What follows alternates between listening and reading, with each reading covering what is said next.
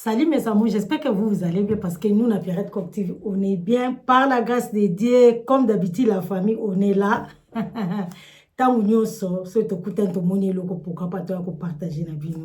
Et là, on est le lot, la vie, nous, ils ont fleurer la toile, na habité, bana ya papa na biso, juna jana, na so basali nini ces derniers temps, donc provocation sur provocation. La fois passée, à tout le monde qui a oh nani daju babenda ki esoki veste so banga babeta eka pa ba fan est-ce que na tuna mutu alinga ya abeta mutu est-ce que wana azasu su fan to wana komi ennemi po ba leki na biso wana ba neve na biso wana bana na baza ba star vouloir ou pas baza ba star na biso o biso tozaka fier na bango. Dernièrement, to laliawa, to la muka. Au conseil, c'est qui quelque part ni to mona wana et binuana. La famille dernièrement wa, to mona ka toi les acquis ya somo wa. La toile c'était saturé. Pourquoi? Parce que Adadju et bakanga qui est nini ba menacé na concert patati patata. En tout cas tout le monde qui ont biso to yaki na ngote to commenta ki ngote pour to trouver ki on carbon. Ah OK. Azoya en tout cas mona bato sala ki lo côté azoya na concert kota concert na ye. Tout le monde ndenge kaka ezala kaka ba fan ermo ba komaka liboma to ebite soki elo nini ba fan na bango ba sala pa ya ba fan na bango ba fan na ba fan te ebite so elo nini ba fan ba salaka o esalaka ke e comme ça bango genre façon to mona ka kuna o bitumba o boye to bi bon koleka bazaka ba fan bato ba sepelaka na bango peut-être aye. Mais autre comme komona entre bastar mi balé oh yabiso maître Gims notre frère congolais, notre jeune frère congolais na notre frère Kassa Bouba soto lobin Kassa o ba yebi ban Kassa te wana eza ba Afrique de l'Est bato babenga bango ban Kassa donc debiso to benga ka bandibu. Donc, à ça, côté au moins, il y a Allemand, maman naza allemande, papa naza mundi boudo bankasa. So toke na ngoso plus loin na ndenge biso ba congolais to lo baradon baza bandibu. Bandibu ya biso bandibu ba Congo te na Congo te me bandibu o biso to benga ba arabe. Donc Bouba wana ye paza azape star français et bango na bango ba yebani mais to ebite qu'est-ce qui se passe provocation à biloko aboye. Na yebite vraiment biso ba congolais ndeni to tika biloko aboye soki ezalaki ke maître Gims mutu a provoka ki Bouba ndenga ozala ya koyinda bankasa wana to benga ka bankasa banani ba arabu ube banani balinga ki bayindisa.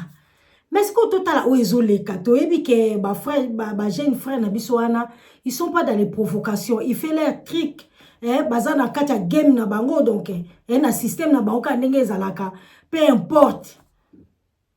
mais oya ba provocation ko ya ko provoquer bango bato basi basala combo ya ko bundisa. Bon sans plus tarder comme to lobaka ke TV za radio te ou ba téléphone bino za radio te to ling peto so rabino tango mingi tende to lobaki ke to salaka na moins de 20 minutes soki possibilité pesi. Pourquoi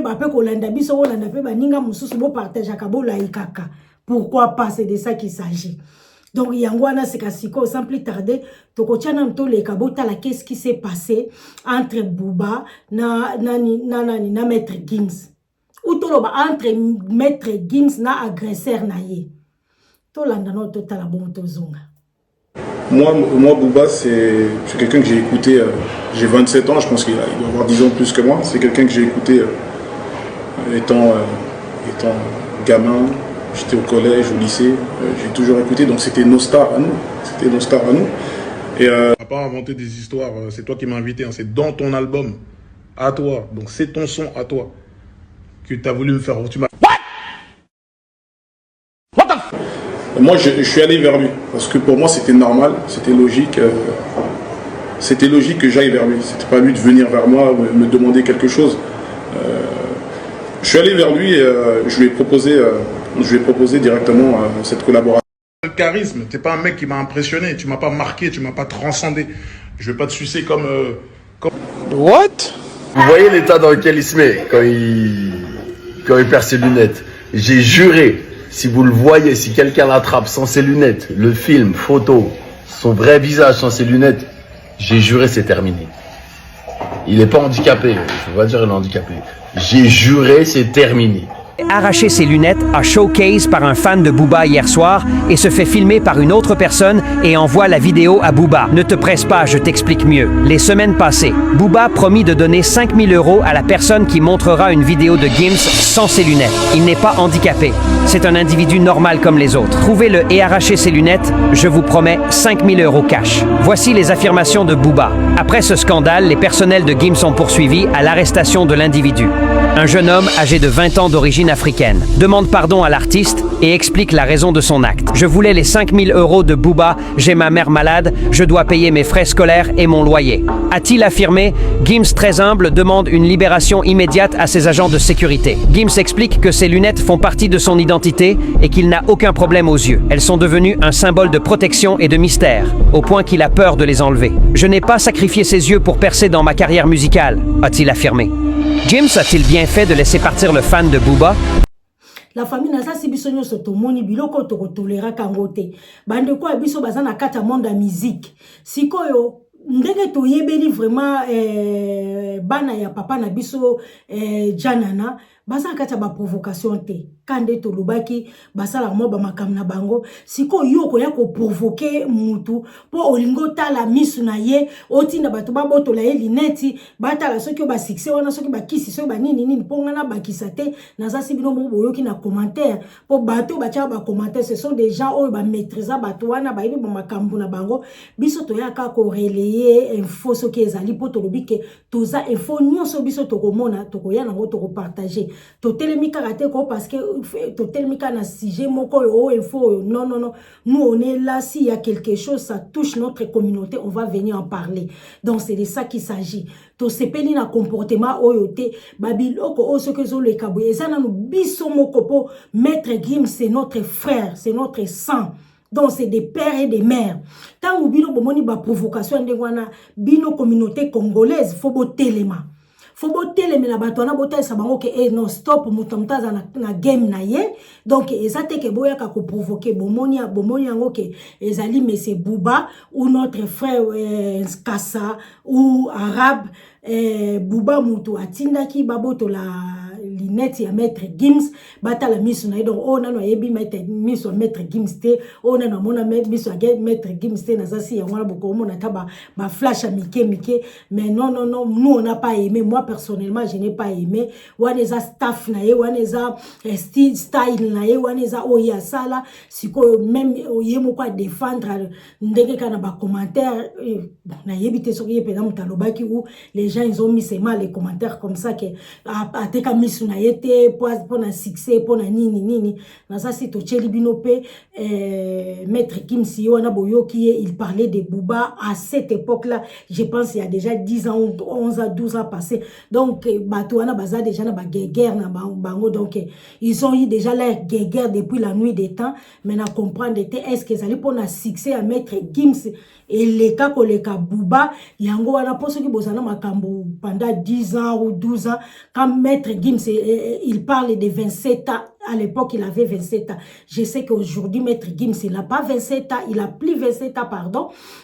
parce que Booba il est dans les cinquantaines Booba il a 48 ans donc maître Gims moi je pense qu'il aura 40 ans je sais pas pour na kota pena na nini te je n'ai pas regardé date ya nini maître Gims si il a quel âge mais Booba je sais qu'il a 48 ans parce que j'avais regardé na tovaki en moche. Comment c'est possible na ba âge na bino boza ba papa ya nini boza ba star bozo sala bosi bosala combo toi tu dois te permettre au pesa batu 5 000 € pour ba longola kaka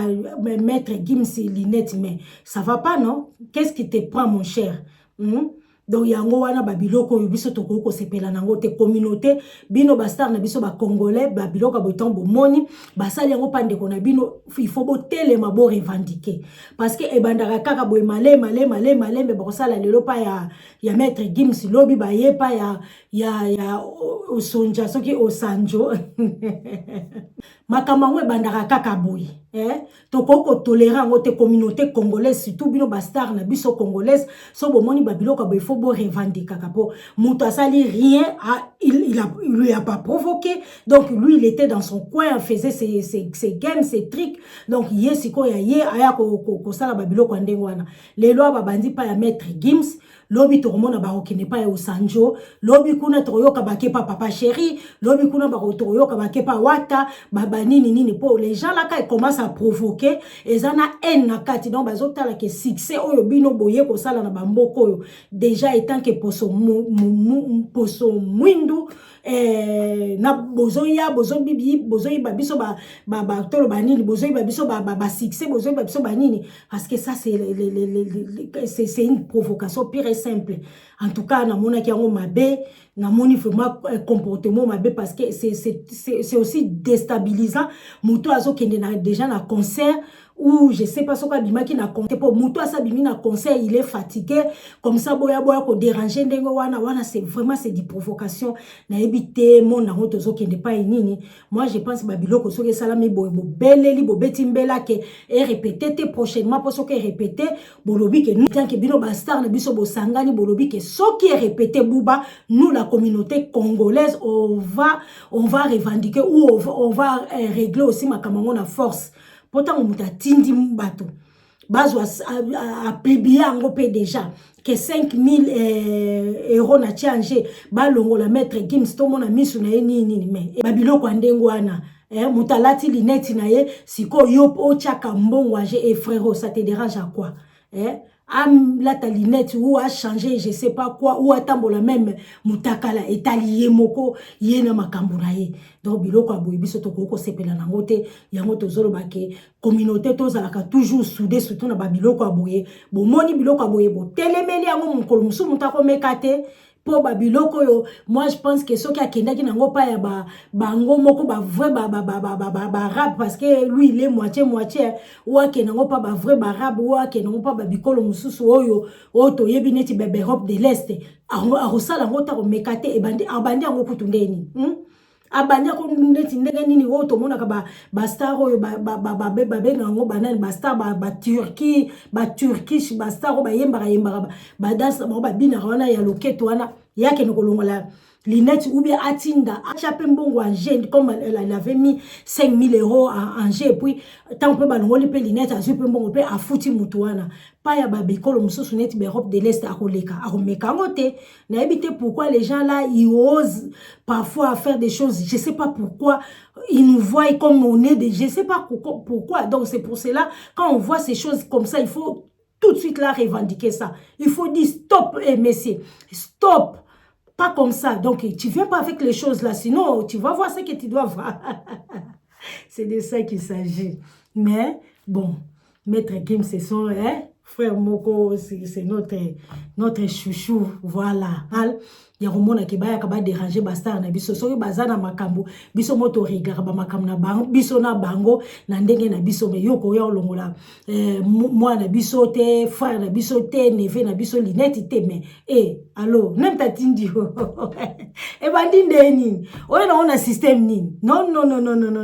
biso ne ba kolo système par rapport yoko ya okotsa te likambo genre non ekolikate donc yangona na bibo partager